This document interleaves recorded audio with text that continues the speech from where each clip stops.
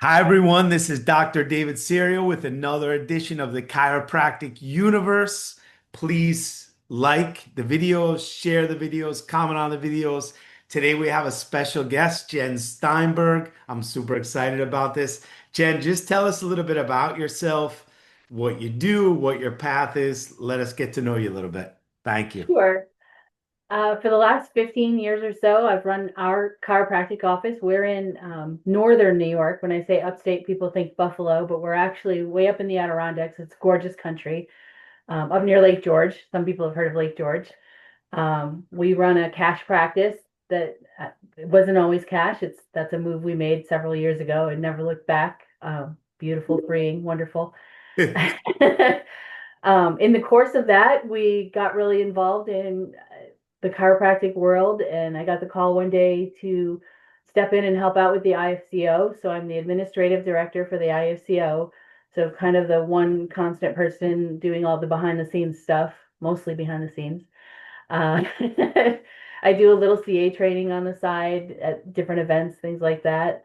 Um, and now I'm on the strategic planning committee or team, strategic planning team for the Chiropractic Freedom Coalition because I'm pretty passionate about all of that. So, Awesome, man. And I have to say, I've been in the IFCO for 28 years now, and since Jen's been there, it's a completely different execution of everything we need and what we're getting done. So thank you. Your service has been tremendous. Tremendous. my pleasure. You just gave me a great idea for the IFCO summit that I'll talk to you after in Argentina. Okay, so Jen, I have a question. How did you go from, so a lot of us in Latin, South America, and Europe are all cash, right? But in the States, there's a lot of chiropractors take insurance. And I want to know what was the key to transitioning from insurance to all cash? If you can give us some keys there. Well, part of it was our government or the insurance companies helped. So we didn't have a super high fee for our area. Mhm. And I watched as the one insurance company that really paid anything for our kind of care, their copay kept creeping up and up and up. And when they got to within $1 or $2 of our regular fee, and that kind of made it easy. So I do everything with a plan. So we started with a 5-year plan to drop in insurance companies, certain ones each year until we were free. And the last one was that one that paid a little, they would pay for a few visits of what they call wellness care. Mhm. Um, and then, like I said, their fee creeped up to the point where it was so easy. I actually transitioned those folks that were on that plan into annual care plans with us, gave them a little discount. So it was a no-brainer for them. And then probably 80% of our practice is on annual care plans now. So Wow, that's amazing, Jen. So yeah, people come in, they pay an annual fee, and they can get as much chiropractic as they need. no, can't do that in New York State. So I have to define it. So Okay. we look at their recommendations for care. Doc gives me his best recommendations for care, and there's a little error we have to fix every now and then. But for the most part, he's pretty good at knowing what someone's up against. So I'll figure out what their care looks like for a whole year, mash it all together. We give them a little discount off the top, and they can pay it in one shot. Some do. Or I prefer they pay it monthly, and we just divide out what the number comes out to, and they pay it monthly. They put a card on file. They don't have to stop at the front desk anymore. Schedule 12 visits at a time. It just makes life so much easier, and Amazing. it just becomes a part of their lifestyle. So they're not thinking about paying the chiropractor every time they come, which I think is important. We have a super high PVA, so I credit care plans for that, and an amazing chiropractor. I'll give them a little credit. I love that. Hey, Jen, have you, so in the past few years, since you've been all cash, what would you say the percentage of people that you actually lost because they call and say, oh, you don't take my insurance, I'm not going to come? Um, Lost is not a word I would use for it. We pass on those folks. It's a fair amount. I would say so we've gotten to the place again, and I have an awesome chiropractor. Our practice is really in demand. So we're very fortunate to have the ability to kind of have that red velvet rope of these are the people we want to work with and these are the people we don't.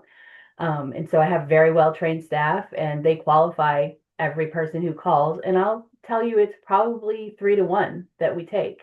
We take one and we refer three. We have another chiropractor in town that we happily refer folks who want to use their insurance. if they want to use their insurance or they want to try chiropractic for pain relief, that's not really my market. I've defined my ideal client very, very well. So those are the people we take, and it makes practice a pleasure. It keeps us super busy. We can't, you know, for half of last year we shut down new patients. We just couldn't fit anymore. We were transitioning between associates, getting a new associate up and running, and it's a nice place to be. This I this is think the it comes from mindset. having that vision and sticking to it, having those principles and that place where this is what we want to do and this is all we're going to do and sticking to it. And it's when you're wishy-washer that you get in trouble. This is the mindset. Yeah. Jen, that was my mindset from day one, and I actually slept on the floor of my practice and ate rice for a year rather than sell out and do things that I didn't want to do. And I was also okay with losing people that didn't want what I had, and that's how you build a dream practice. That's such a great mindset, but it's so important that the staff, right? I want to talk about this a little bit. The chiropractor could have that mindset, but what happens if the front desk, the assistant, I like to call it chiropractic ambassador. I don't know what word used for it, but what happens if the staff in that practice isn't in line with this mindset? What's your recommendation there? Well, you've got to work on that. It's up to you to train your staff. You know, people will, when they know better, they'll do better. So if if they're not online with your vision, it's because they either you haven't communicated it well, or they haven't bought into it. If they can't buy into your mission, they probably shouldn't be running your front desk, right? But if they're all in on the mission, then it's up to you to just constantly communicate that, inspire that. You have to walk the walk. You can't just tell them things and then, you know, you make rules and break them all the time, and you have no credibility even in your own office. So that's something we're really big on is everybody knows their place in our office and we stick to them. We constantly share the victories. We share the whys behind everything. I'm a big why girl. I got to know why for everything. I'm not good. When I started with Bruce, he was constantly correcting my language all the time. And finally, there was like a place where I was like, listen, I've been speaking on my own for decades now, and I didn't get it. And what he did is he went out, and at the time, the uh, iPad things, they were this big. He filled one up with all the grapes, Fred Barge, Ready Go, all these things. And he's like, here, listen to this. And I sucked all that up and was like, more, give me more, and I started calling around and I called New Beginnings and said, I'm a CA, chiropractic advocate, by the way. CA, and I need to know more. Can I come without my chiropractor? And they're like, of course you can. So I started attending events. Actually, he ended up going with me. He's like, you can't go without me. um, there was a Berkshire event, which is very close to us. It's an hour and a half drive for us. That happened at, right around the right time. So I got to go and I'm just sucking that all in. And suddenly I understand why my words matter, why we don't manipulate, why we don't crack, why we want gentle, specific chiropractic adjustments in our office and why that matters to say it that way. So education is the key. When we know better, we do better. So we constantly educate our staff. We pay them really well so we don't have a huge turnover. I have my main CA that's with us now. It's been with us like 6 years. The person she replaced was with us for 12 years. So, we have those constant folks who are on mission and they just get it. And so that makes life a lot easier. And I, will gently nudge every now and then to remind people of why we do things, but the buy-in's there. And how long, Jen? So here's a big question that a lot of times we have as chiropractors. How long would you give someone? So you hire someone, they go through the process, and you're like, okay, and they seem to be connecting with the mission and the vision. And then you're in practice, you're training them. How long would you give someone? How many months or how much time would you give someone before you say, okay, this is working, this is not working? What's your kind of general rule on that? That's a Yeah, you can definitely see it within 6 months of time. I mean, our systems and our practice management software, all of that's pretty overwhelming. So I want someone to have the ability to get past survival mode yes, yes. and to the point where, okay, now I know what I'm doing every day. Okay, now I want to see your personality shine through a little bit, and I want to see that you get the mission and you understand it. And after 6 months, it inevitably happens where you'll either have this moment of like, they don't get it, they're never going to get it, or they will get it. But from the moment you have that first thought of like, I don't think this is working out, everything between that day and the day that you replace them is just sadism. Like you just you're Yeah. just torturing yourself. When you know. 100%. 100%. 100%. So Jen, let's switch over to the IFCO a little bit. Why are you involved? I mean, there's so many things you could be involved in, right? I mean, there's I'm sure you're being pulled in a million directions. Why did you choose to say, okay, I'm going to put some time and energy into the IFCO? Ask myself that every day. No, that's not true. There's times where it's really hard to be a part of the IFCO. People don't like us sometimes, and I don't even understand why. There's a lot of things that happened before the team that's here now and the team that I originally signed on with, which is almost completely different now. Um, there's a lot of history there. Some of that history is really, really cool. I have a storage unit full of IFCO history. And in the beginning, those folks kept dossiers on everybody. Like they were a machine. It's pretty impressive to look back in paper, before computers, typewritten, crazy stuff. But part of it is that history draws me. That the folks who started this thing had a big vision and a big mission that they set out to accomplish. And um, they had a lot of integrity, and I find that extremely attractive. I'm definitely drawn to people who are authentic and walk in integrity no matter what. Um, and then since then, we'll have elections and we'll have new board members and new presidents and vice presidents, chairmen come and go, but they've always been folks with integrity, and they really, really do want to leave this thing better than they found it. They see the problems that are happening. None of us have all the answers, but man, we're working hard to find them, and we're trying really hard. Um, I learn so much from them on a daily basis. They really do inspire me in the way that they really truly do want to help. And then, we have this new influx of cast of characters coming in from DE, and they have a whole new flavor and energy, and it's really exciting to see that come in. And I get to meet people all over the world. I get to travel with. I'll tell you how this actually started. Yeah. Like 10 years ago, I've been with the IFCO now about 8 years, but probably 10 or 12 years ago, I created a vision board, just things that I wanted to do in chiropractic. I knew nothing about the IFCO except one thing.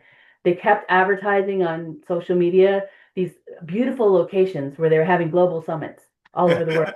And I was like, I don't know exactly what that is, but it's chiropractic and I want to go there. So I cut out the IFCO logo and stuck it on my vision board with no more understanding of it than that.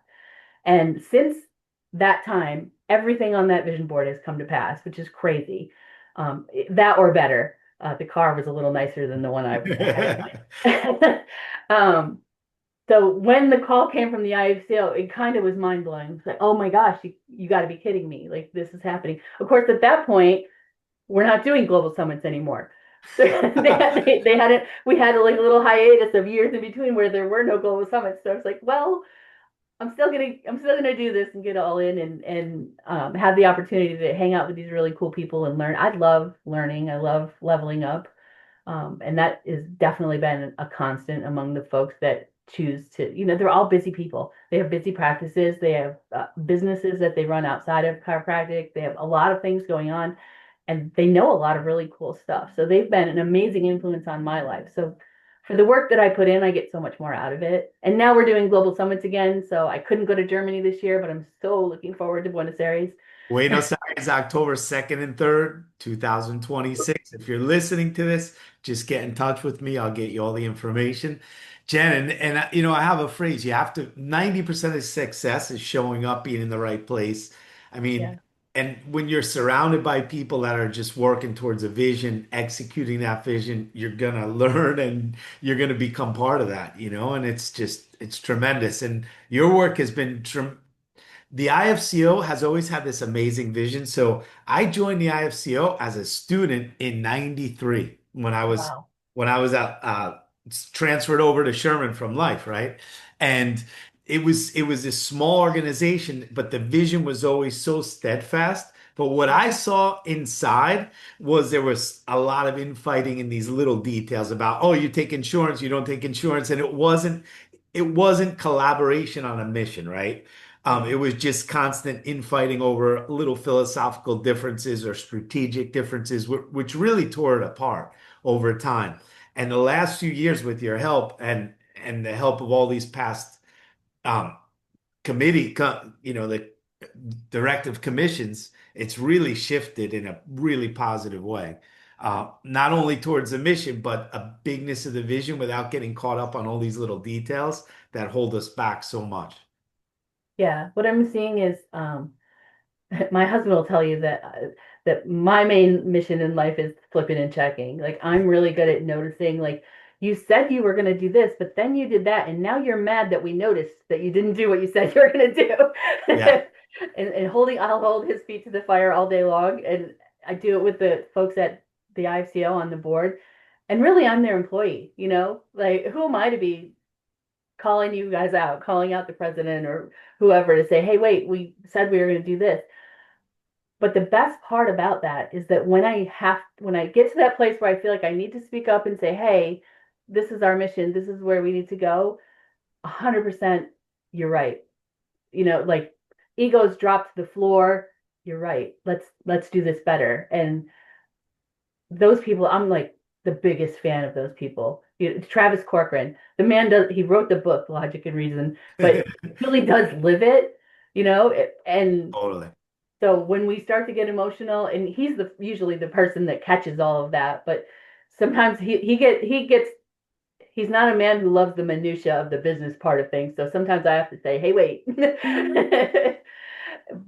Immediately listens and takes into consideration. Not saying that he does whatever I tell him to do, because that's definitely not the case, but he listens and he considers, and we can have a conversation. And he challenges me back. They challenge me back, and That's how that's we what I'm move in it forward. for. That's how Yeah. we move forward. Jen, tell anyone listening how they can join the IFCO. IFCOcairo.org. That's the website. The link is at the top. You just click join. It's super easy to join. Um, if you have any troubles with that, people from different areas of the world, things work a little differently with the payment system. So that's always been a constant struggle that I'm trying so hard to solve, but I haven't found the solution yet. But if you have any issues, my email's on the website or phone number, give me a call. I'm always happy to walk somebody through joining. We're happy to have you. Let us Yeah. do whatever we can. Yeah, and usually, people ask what's in it for me all the time, but here's the thing. Here's the thing I learned from a lot of my mentors that were in school during BJ Palmer's time, and people that founded some of the chiropractic colleges like Sherman and Life, and here's the thing. They didn't ask what was in it for them. They asked how can I give back, and they understand that cycle. When you give, you receive. So, we need an international organization that's going to protect the our ability to practice the analysis and correction of verbal subluxation and practice in our philosophical paradigm. I mean, there are forces, external and internal forces constantly, mainly internal at this point, that are trying to completely destroy the paradigm of chiropractic. And if we don't have this organization there, there's zero line of defense, zero. And so, that's the main reason why you need to join and sign up. If you love chiropractic and you're a chiropractor or an assistant or an organization, sign up. That what you get in return is you get the preservation of this profession. Yeah. I, I'm constantly frustrated by that question, what's in it for me? And thinking like, what do you want? What can we give you that there's not a million other businesses in chiropractic that can give you that? You want practice management, those folks are out there, coaches are out there, programming is out there. We do some cool programming and definitely can be a part of that. But like, where is your mission and how are you on it? How are you supporting your mission? We give you the place to live out what you say you want to do, what you say is important to you. Totally. Here we are, you know.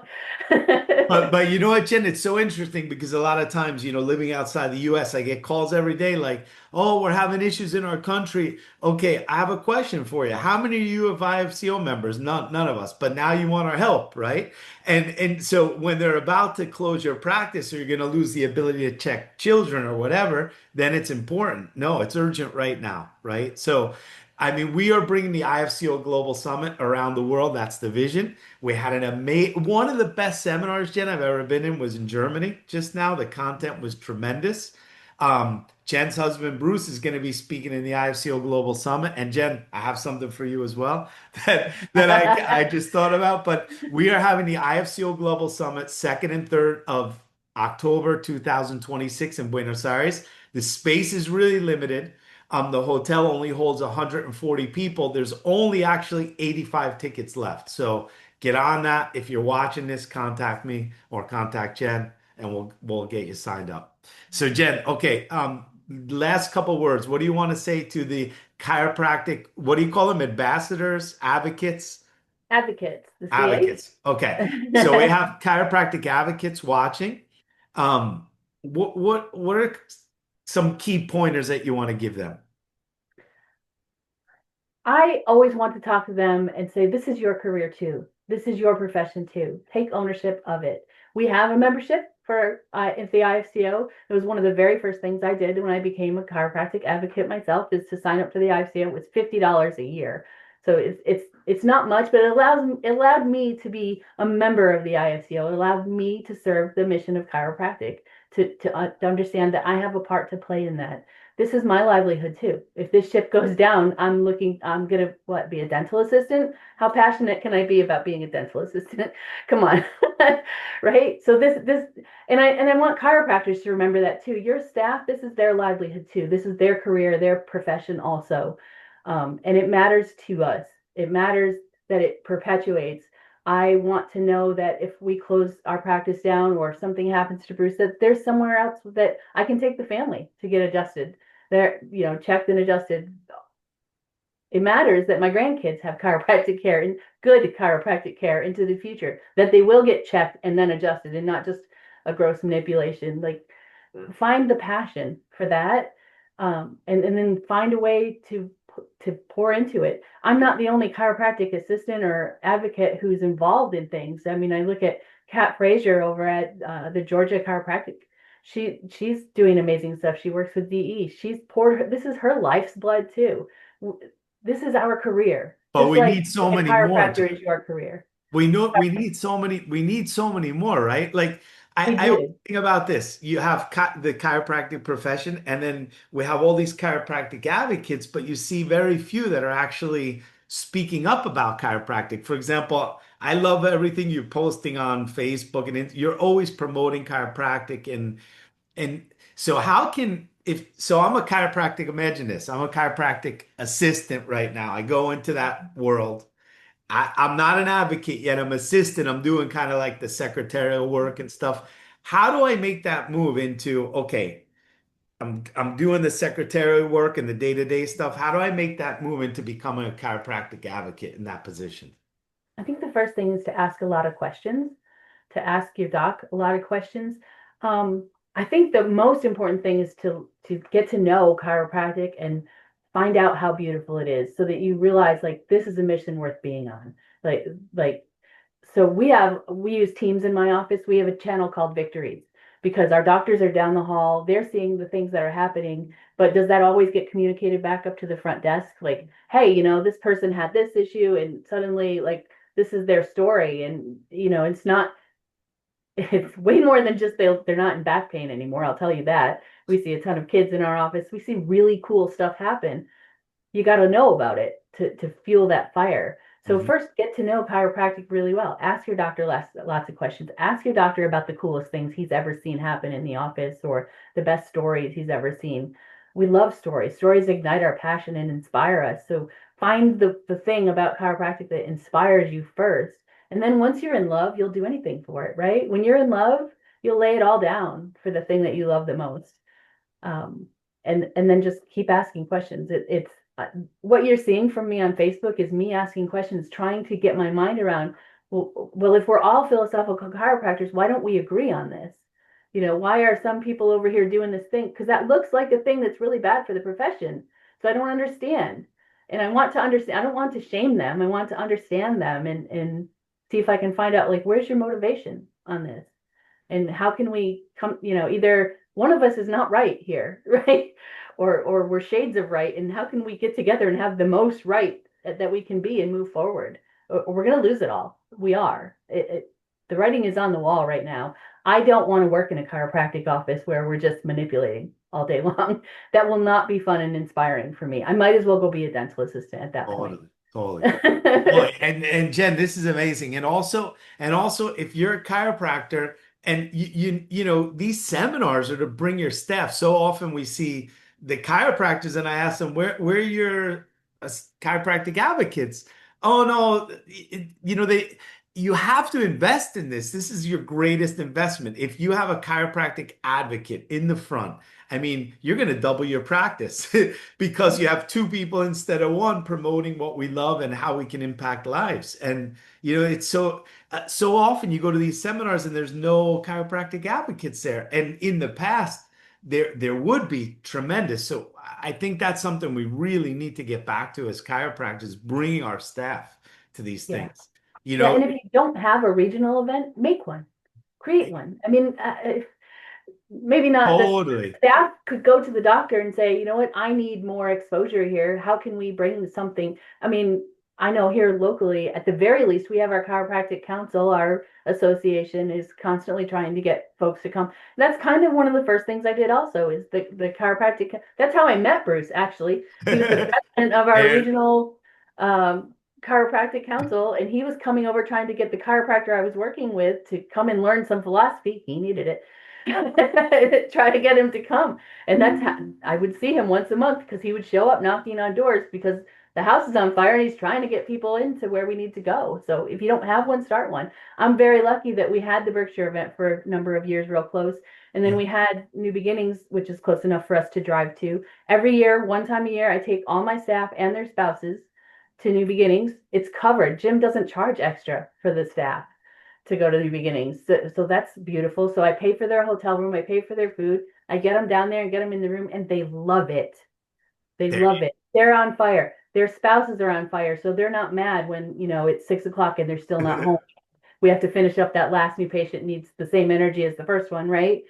There you So go. And also, Jen, like, I tell so often the chiropractic advocates on my team, like, you can also, you're making nice money. Like you can pay for a ticket to these events. You don't have to wait for your chiropractor, sign up for some events, go to some events, yeah. on your own, even if your chiropractor's not willing to take you or whatever, go on your own, connect, learn, grow. And it's only going to bring more value to what you're doing. 100%. And if your chiropractor isn't paying you a good enough salary for that, he's Then not leave. going to want you at those events because someone else is going to come. I can't tell you how many job offers I've had over the years from some chiropractors who I know pay really, really well. I get this job, I get paid really well, and I got benefits. But totally, Jen, and that's how I tell all the chiropractic advocates I meet, like create value for yourself where you're invaluable to a chiropractor, and you're never going to be out of work. I mean, you always will have a place to go and serve at, and someone Yeah, will value you if your chiropractor does not at this point. Totally. absolutely. And if someone wants to get more involved as a CA, call me. Like there's work we'll put you to work for the IFCO doing some, we just need more people, more hands on deck. There you And go. There you go. again, ask questions, understand. Okay. I'm So happy to how do we mentor. get in touch with you, Jen? How does someone get in touch with you? Like, what's the best way to connect with you if they want to connect with you? Probably email for a start. Well, Facebook is, as you said, I'm on Facebook quite a bit. So it's Jen Steinberg on Facebook, or ifcochiro.org. Jen, no, ifcochiro@gmail.com. That's the email address. Perfect. If you go on the IFCO website and you send an email, you're That's going to me. get Jen. Yeah, she's going to be answered. So great. That's me. My home office is the address that I use for the IFCO. There's been some nice fellow out there making a whole, like, that's an issue. I don't quite understand. For the last 8 years, I've been the administrative director. I handle all the correspondence. Everything that comes in back and forth for the IFCO comes through me. And we So hope you stay the a lot mail comes to my office so that longer. I can deal with it. And our members don't pay the exorbitant price of a post office box and me chasing after all of that. And we hope you stay much longer, Jen. So thank you so much for this. Remember, you're in the chiropractic universe with Dr. David Serio. Please like, share, tell your friends about our channel, comment, and let's build this thing together. And we will hopefully see everyone in Buenos Aires, Argentina, 2nd and 3rd of October. All of the talks will be in Spanish directly or English translated into Spanish. So we'll see you all soon. Jen, thank you so much for being You here. Thank you, Jen. Thank you, thank you, thank you.